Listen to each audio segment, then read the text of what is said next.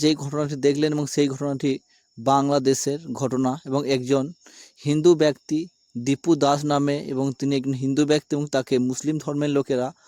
আধমরা করে বা গণপিটুনি দিয়ে তাকে গলায় দড়ি দিয়ে গাছে ঝুলিয়ে এবং জ্যান্ত তাকে পোড়ানো হয়েছে